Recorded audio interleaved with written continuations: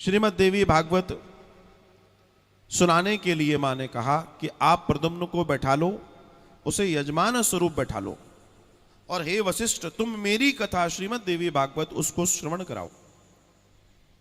वशिष्ठ जी ने जो मां का आदेश सुना, मां का आदेश सुनकर श्री वशिष्ठ जी ने प्रद्युम्न को यजमान बनाकर उसे पूरे सुंदर भाव से श्रीमद् देवी भागवत की कथा श्रवण कराई। और जब श्रवण कराई और पूर्ण कथा होने के बाद जब पूर्णाहुति होती है, तो जैसे ही वो पूर्णाहुति में अपने आप को, अपने दर्शन को, अपनी पूजा को प्रणाम करते हैं, तत्काल प्रभाव से जो इला थी वो पुरुष में बदल जाता है, प्रद्युम्न हो जाता है। बोले अम्बे मात की जय। ये मां की कृपा और दर्शन आता है कि मां आशीर्वाद देती है कि अब ये सदा ही पुरुष रहेगा, ये अब स्त्री नहीं बनेगा। आप विचार कीजिए कि उस जगत जननी का दर्शन, उसकी कृपा, उसकी शक्ति का अनुभव कीजिए आप। जो कार्य शिव के लिए भी संभव न हो एक बार, वो शक्ति करके देती है। और ये जिसने जान लिया, ये जिसने समझ लिया, उसके जीवन में आनंद ही आनंद है, उसके जीवन में कृपा ही कृपा है। और उस कृपा को जानने का दर्शन श्रीमद् देवी भागवतम है। देवी ने बड़े प्रेम, बड़े आनंद से आशीर्वाद दिया और उस कथा को श्रवण करके वो सुदम्न हो गया। दुर्गा की आराधना करने से क्या होता है? आप देखिए, सुदम्न ने आराधना की वशिष्ठ जी की कृपा से, क्या प्राप्त हुआ? उसकी दुर्गति का नाश हो गया। मतलब उसके लिए वो स्त्री शरीर जो था उसमें आनंद नहीं था, उसको एक तरह से उसकी दुर्गति हो गई थी। और किसी भी दुर्गति से बचने के लिए तो दर्शन है दुर्गा दुर्गति नाशनी। किसी भी तरह की दुर्गति का नाश करने वाली अगर कोई देवी है तो वो दुर्गा है। इसलिए मैं बार बार, हर बार सभी भाई बहनों से निवेदन करता हूं कि ठीक है, आप जो कर रहे हैं, सब कर रहे हैं, अच्छी बात है, लेकिन शक्ति की आराधना करना कभी मत छोड़ना। पिता को पूज रहे, तुम्हारे इष्ट के रूप में कोई होगा, लेकिन पिता अकेला कैसे करेगा? घर कैसे चलाएगा? मां भी चाहिए, और बिना उसके जगत नहीं चलता। इसलिए राधे कृष्ण, सीता राम, राधे श्याम, ये दर्शन ऐसे ही आता है। उमा गौरी शंकर, बिना शक्ति के सब शव है। शिव का ई निकाल दीजिए, क्या बचेगा? शव। शव क्या करेगा? कुछ नहीं। इस दुनिया में हर चीज शक्ति से चल रही है। शक्ति को अपने साथ जोड़िए, शक्ति के साथ जुड़िए। शक्ति ही सब करने वाली है, शक्ति ही सब कराने वाली है। और श्रद्धा में इतनी ताकत है महाराज, भगवान की चर्चा है, श्रद्धा सत्यम माप्यते, अर्थात श्रद्धावान लभते ज्ञानम। श्रद्धा है तो आपको ज्ञान की प्राप्ति होगी, श्रद्धा है आपको भागवत की प्राप्ति होगी, श्रद्धा है आपको मां जगदंबा की प्राप्ति होगी, शक्ति की प्राप्ति होगी। मामला वही है, आप उसको कैसे पूछते हैं, कैसे सजाते हैं। आप सजना तो चाहते हैं, लेकिन उसके लिए क्या? ध्यान रखना, हम जो बोते हैं वही काटते हैं, इसके अलावा कोई और कार्य नहीं करता। शक्ति अपने जीवन में बहुत आवश्यक है। जैसे ब्राह्मण देवताओं के लिए, विप्र देवताओं के लिए शक्ति की सबसे सुंदर जो दर्शन है वो क्या है? गायत्री। गायत्री, वैदिक गायत्री, दो गायत्री होती हैं। एक वैदिक गायत्री होती है, एक तांत्रिक गायत्री होती है। वैदिक गायत्री, वो जो गायत्री मंत्र, एक्चुअल जो गायत्री मंत्र है, वो वैदिक गायत्री कहलाता है। और जिन देवताओं को जोड़कर बोली जाती है गायत्री, वो तांत्रिक गायत्री होती है। दोनों का अंतर है। जो मूल गायत्री मंत्र है उसको बोलने के लिए वो ब्राह्मण देवता, वो विप्र देवता ही आवश्यक हैं जिनके शिखा और जनेऊ हो, जो त्रिकाल संध्या भी करने वाले हो। उस गायत्री को साधना इतना आसान नहीं है। कई बार माताएं बहनें पूछती हैं कि हम गायत्री कर सकते हैं क्या, करके क्या करोगे, क्या करना ये बताओ। आप एक बात समझिए, आपके किचन के अंदर आपके श्रीमान जी जबरदस्ती घुस जाए, कुछ भी पकाने लगे, आप पकाने दोगे? अच्छा चलो वो कर भी लेंगे तो क्या सिस्टम से काम हो जाएगा? या आप जबरदस्ती उनके ऑफिस उनकी दुकान में घुस के अपना कुछ करने लगो तो क्या हो जाएगा मामला? अरे जिसका जो काम है वो उसका काम है भाई, और आपको करना है तो आप तांत्रिक गायत्री कीजिए, कोई विरोध नहीं है। ना उसमें जनेऊ की जरूरत है, ना शिखा की जरूरत है, ना आदि आदि कर्मों की जरूरत है। कौन ने आपसे मना किया? लेकिन जानना भी नहीं है, मानना भी नहीं है, तो ये तो नहीं चलेगा। फिर आपके साथ दुर्घटना घटे, फिर व्यक्ति क्या करेगा?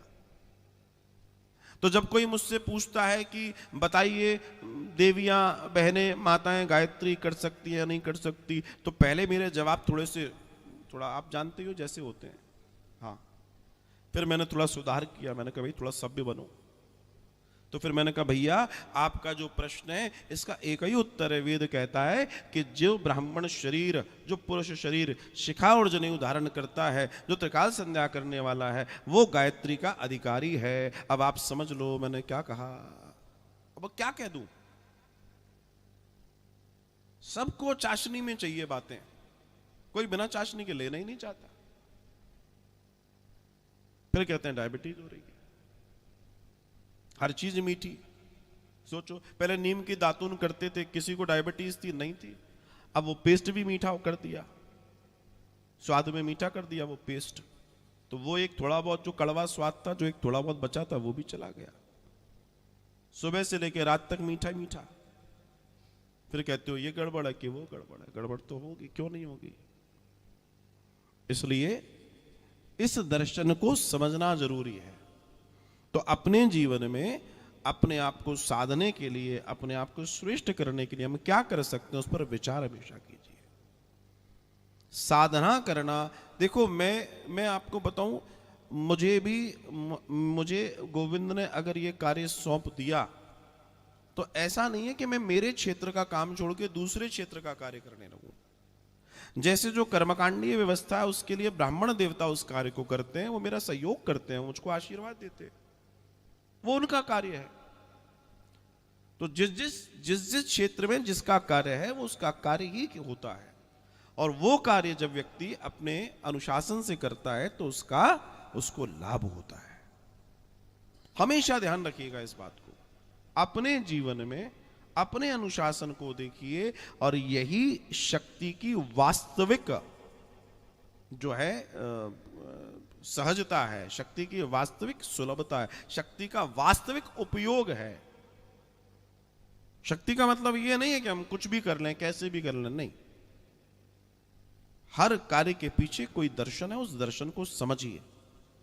आज यहां पर अनेक ब्राह्मण देवता आपने देखा, सुबह इतना सुंदर आनंदमयी दर्शन ब्राह्मण देवताओं का, उसके बाद फिर उन्होंने पाठ शुरू किया। तो ये क्या है? वो उस कार्य को अनुशासित तरीके से जैसे उनके लिए बताया गया वो कर रहे हैं, और उसका कल्याण जमाने को मिलता है, समाज को मिलता है, राष्ट्र को मिलता है, यजमान को मिलता है। तो ये समय आराधन का समय है।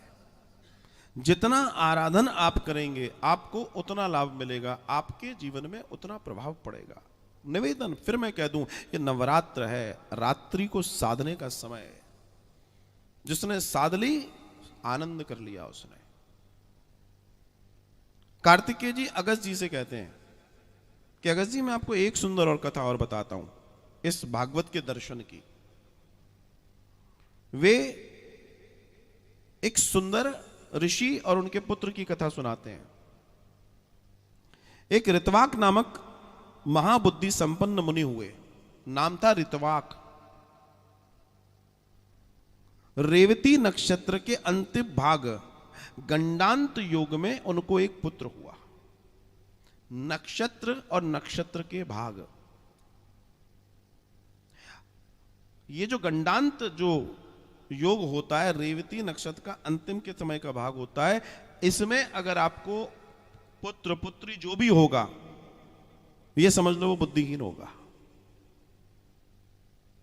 मतलब स्पष्ट लिखा है, आप चाहो तो किसी की कुंडली उठा के देख लेना। ज्योतिष वो दर्शन है जिसने सही से समझ लिया, सही से जान लिया। मैं बार बार ज्योतिष में एक ही बात कहता हूं, भैया अगर थोड़ा बहुत जाना है तो बिल्कुल दिमाग में निकाल देना कि तुमने कुछ जाना है, या तो पूरा जानो। जानने के लिए पूरी जिंदगी चाहिए, क्योंकि ये वो गणित है जिसे जितना जोड़ते जाओगे, जितना करते जाओगे, उतना आनंद होगा। तो उसे समझना, उसे जानना हम सब के लिए बहुत आवश्यक है। आप उसे अपने जीवन में कैसे लेते हैं, कैसे करते हैं, डिपेंड करता है। हमारे पास कई सारे लोगों की समस्याएं आती हैं, तो हम उनसे यही कहते हैं कि आप अपना बर्थ डिटेल आदि इत्यादि दीजिए। क्यों कहते हैं? क्योंकि उसमें सब छिपा हुआ है। अगर आपने उसको समझ लिया तो आपके लिए कल्याणकारी है। बस बात है कि हम उसे जाने, बात है कि हम उसे समझें। जानने और समझने का दर्शन है ये, बस करने की बात है। तो ऋतवाक जो थे, उनको जो पुत्र हुआ गंडांत योग में, वो पुत्र जो है पाप बुद्धि वाला था। उसकी बुद्धि पापी बुद्धि थी। अब सोचो, एक महान ऋषि जिसकी महाबुद्धि हो, जो महाज्ञानी हो, उसको एक ऐसा पुत्र हो जाए, इससे तो अच्छा नहीं होता तो ज्यादा बढ़िया था। और वास्तविकता यह है कि भैया अगर हो तो अच्छा ही हो, वरना न हो तो अच्छा है। संतान के लिए तो ये सबसे बड़ा दर्शन है। बाकी फिर आपका भाग्य जो करके आए वो तो भोगना ही है, उसको तो कोई रोक नहीं सकता।